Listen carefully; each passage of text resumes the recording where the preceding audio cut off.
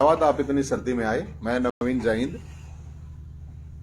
साथियों, बेरोजगारों की बारात का न्योता देने के लिए आए हैं अंबाला में।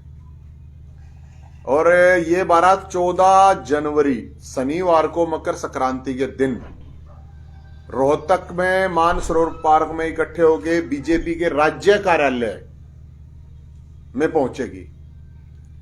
इसका निकालने का मकसद हरियाणा के अंदर पूरे देश में सबसे ज्यादा बेरोजगार हरियाणा के हैं। हरियाणा के अंदर 5 लाख वैकेंसी खाली पड़ी है, 20 लाख बेरोजगार नौकरियों की कतार में है, लेकिन सरकार भर्तियां नहीं कर रही है। और यह बारात इसलिए निकाली जा रही है, आज से 8 साल पहले, काफी टाइम हो जाता है, ओम प्रकाश धनखड़ जी जो बीजेपी के अध्यक्ष भी हैं, उन्होंने कहा था कि अगर बीजेपी की सरकार बनवाते हो तो हर साल 1 लाख भर्तियां करेंगे और किसी को कुंवारा नहीं रहने देंगे, सबकी शादियां करवा देंगे। तो ना तो शादियां हुई और ना भर्तियां हो रही हैं। पिछले 8 साल में हरियाणा सरकार ने 98,000 नौकरियां दी हैं सिर्फ। तो उसके लिए ये बारात है और इसमें अंबाला वासियों का न्योता है और इसमें विपक्षियों को भी बाती बनाया गया है, उनका भी न्योता दे रखा है। और इसमें कोई दहेज नहीं लिया जाएगा, ये सब बाराती और दूल्हे बन के जाएंगे। जैसे ये मोड़ बांध रखा है वैसे ही सेहरा बंधेगा। और ये डिमांड है, इसमें दहेज की कहीं मांग नहीं है। मानता न वो आप लोगों को सबको पता है, वो तो होती है। इसमें सीईटी क्वालिफाई करने के लिए सरकार से डिमांड है, एस्टेट आजीवन करने के लिए है, भर्ती कैलेंडर जारी करने के लिए, क्योंकि कई भर्तियां 4-4, 5-5, 6-6 साल तक अटकी पड़ी हैं। और कर्मचारियों की भी मांग है। इसमें जो कर्मचारी हैं वो पुरानी पेंशन मांग रहे हैं अपनी, वो नहीं दे रही है सरकार। कच्चे कर्मचारी हैं, कौशल निगम बना रखा है कि इन्होंने, शोषण निगम है वो, उनको पक्का होने की है। तो ये इसके अलावा इन्होंने करीब 5 लाख बुजुर्गों की पेंशन काट दी थी फैमिली आईडी के नाम पे, और अब करीब 10 लाख राशन कार्ड काट दिए इन्होंने फैमिली आईडी के नाम पे, प्रॉपर्टी आईडी के नाम पे। तो इसमें कुछ दिन पहले पीजीआई रोहतक में भर्तियां हो रही थी, तो मेरे को इन्होंने जेल में डाल दिया था, पुराने केस भी और केस लगा के। तो इसमें कैदियों की भी है डिमांड, क्योंकि कोई नहीं उठाता। तो 70% लोग वहां निर्दोष हैं। ये मैं नहीं कह रहा, ये महामहिम हमारी राष्ट्रपति जी ने भी कहा, सुप्रीम कोर्ट ने भी कहा। कैदियों की हालात ये है कि मंत्री और नेताओं के लिए तो पीने के लिए, खाने पीने, नहाने के लिए गर्म पानी है इतनी सर्दी में, लेकिन कैदियों के लिए, क्योंकि मैं रह के आया हूं 9 दिन जेल में, तो मैं बता सकता हूं गर्म पानी तक नहीं है। और ना पैरोल पे उनको टाइम पे पैरोल दी जाती है, ना कोरोना की दौरान जो बाहर निकाले गए, क्योंकि ये कैदियों ने कहा था कि हमारी भी डिमांड उठाना। हरियाणा पुलिस की भी डिमांड है, उसकी आज तक नहीं पूरी हुई है। और हरियाणा पुलिस वाले अनिल विज साहब के लिए ये कह रहे थे कि इन्होंने कहा था कि एक बार हमारी सरकार बनेगी तो आपको पंजाब के समान वेतन लागू करेंगे। जेल वार्डन भी यही कह रहे थे। तो इसके लिए न्योता दे रहे हैं हम। और न्योता इसलिए देना पड़ा है कि पूरे हरियाणा से अलग अलग तरह की जो भी समस्याएं हैं, बेरोजगारी मुख्य समस्या है, बेरोजगारों की बारात है, लेकिन बारात में तो सब जाते हैं, महिलाएं भी होती हैं, बुजुर्ग भी होते हैं, बारात में तो सब जाते हैं। तो जिसकी जो भी समस्या है वो सब इस बारात के लिए इनवाइट है। और इसमें यह नंबर हमने जारी कराया है 7027-822-822। इस पे बारात का रजिस्ट्रेशन होता है और अभी करीब 3 रजिस्ट्रेशन इस पे करवा दिया है। इस नंबर पे कॉल करके रजिस्ट्रेशन हो जाने के हालात हैं। और अनिल विज साहब लगा देती तो अभी तक मेरे को जेल में डाल दिया जाता। तो अनिल विज साहब से ये रिक्वेस्ट है कि वो सुन लेंगे। वो लड़की उनके पास आई भी है। तो अनिल विज साहब ये बताओ कि ये आरोप अगर किसी सामान्य आदमी के ऊपर लगा दिए जाते या नवीन जैन के ऊपर लगते तो क्या वो भी अभी जेल से बाहर होता है या जेल के अंदर होता है? हम इसमें डिमांड कर रहे हैं कि उस लड़की का और उस खेल मंत्री का नार्को टेस्ट हो, ताकि जो भी चीज है साफ आ जाए, हाई कोर्ट के जज से उसकी जांच हो, ताकि निष्पक्ष जांच हो।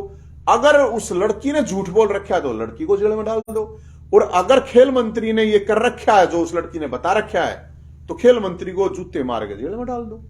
इसमें तो कुछ एक्स्ट्रा तो हम कुछ कह नहीं रहे कि भाई कोई गलत डिमांड है। तो अनिल विज साहब से ये इसलिए डिमांड है कि वो गृह मंत्री भी हैं।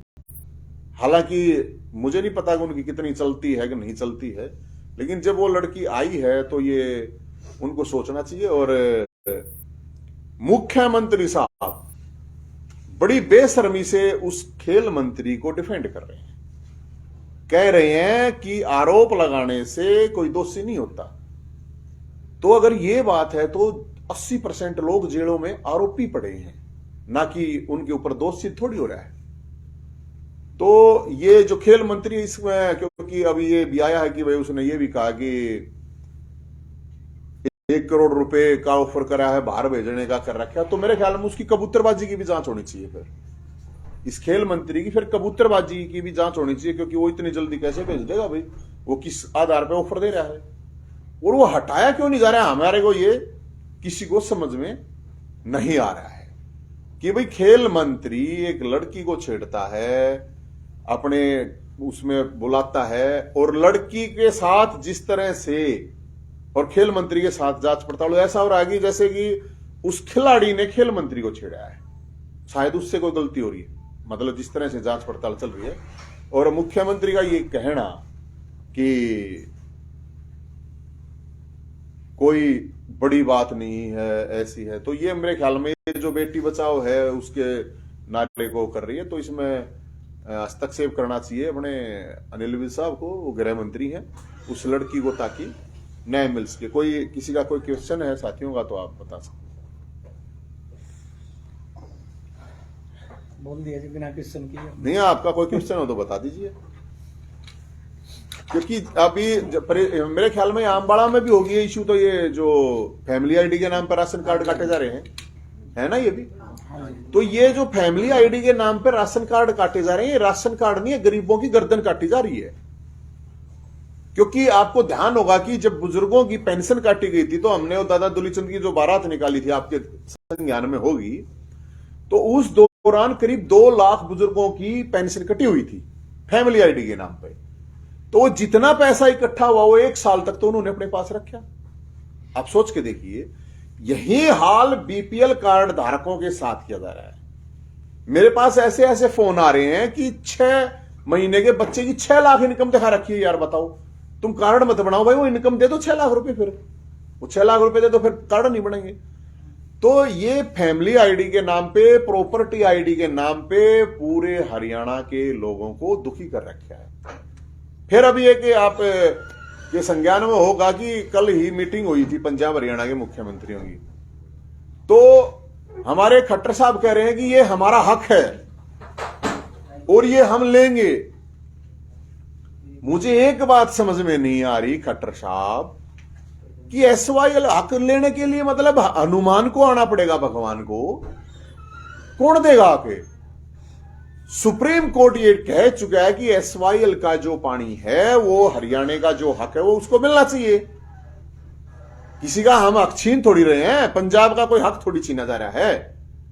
हम कोई भी ये थोड़ी चाहेगा, लाखों किसानों को जमीन पे पानी नहीं है हरियाणा में, और मुख्यमंत्री साहब कह रहे हैं कि हम हक लेके रहेंगे। तो मुख्यमंत्री जी को शायद ना पता हो, तो केंद्र में जो सरकार है जिसको डायरेक्शन दे रखी है सुप्रीम कोर्ट ने, वो बीजेपी की ही है। और मजबूत प्रधानमंत्री जिनको कहते हैं मोदी जी, वो भी प्रधानमंत्री है। कहीं उनको ध्यान ना हो, खट्टर साहब को हो सकता है कि उनको ध्यान ना हो कहीं। अब अमेरिका में सरकार तो कैसे बनवाओ भाई इनकी, अब जब पानी आएगा, या फिर ऊपर से हनुमान जी आएंगे और फिर वो पानी लेके आएंगे, ये तो हमें समझ में आ नहीं रही है। बाकी पंजाब के सीएम का आज एक बयान आया, उन्होंने ये कहा है कि एसवाईएल की जगह वाईएसएल नाम रख लिया जाए, और पंजाब पानी कहां से दे देगा जब उनके पास ही पानी नहीं है। देखो, इस तरह का टिप्पणी उन्होंने। बात ये है कि चाहे ये पंजाब की बात है चाहे हरियाणा का, किसान इस देश का एक है। पहली बात तो और इसके ऊपर शुरू से ही राजनीति हुई है। मुझे तो नहीं लगता, मुझे तो लगता अगर पंजाब के किसानों से बात करोगे, क्योंकि पंजाब तो बड़ा भाई है, तो बड़ा भाई तो वैसे भी एक्स्ट्रा हिस्सा भी दे देता है अपने छोटे को। एक बात तो ये है। और बात हक की है, सुप्रीम कोर्ट जब डिसाइड कर चुका है, जब कोई सुप्रीम कोर्ट की भी अगर इस देश में नहीं मानेगा तो फिर तो भाई हद की बात है, फिर सुप्रीम कोर्ट का ताला लगा देना चाहिए। फिर सुप्रीम कोर्ट क्यों खोल रखा है, फिर उसको बंद कर, मतलब गरीब लोगों के ऊपर ही इंप्लीमेंट होंगे सुप्रीम कोर्ट के डिसीजन। क्या अगर ये इंप्लीमेंट नहीं होता है, ये तो सीधी ही बात है, सबको जो अपना हक है वो मिलना चाहिए। हम ये थोड़ी कह रहे हैं कि पंजाब वाले किसानों का पानी छीन कर हरियाणा वालों को दे दो, तो फिर वो मर जाएंगे भूखे, वो तेसाए मरेंगे, क्या फायदा उस चीज का। लेकिन जिसका जो हक है उसका कोई मैकेनिज्म होता है, और उस मैकेनिज्म के तहत सुप्रीम कोर्ट ने अपना डिसीजन दे रखा है। इंप्लीमेंट करना सेंट्रल गवर्नमेंट का काम है।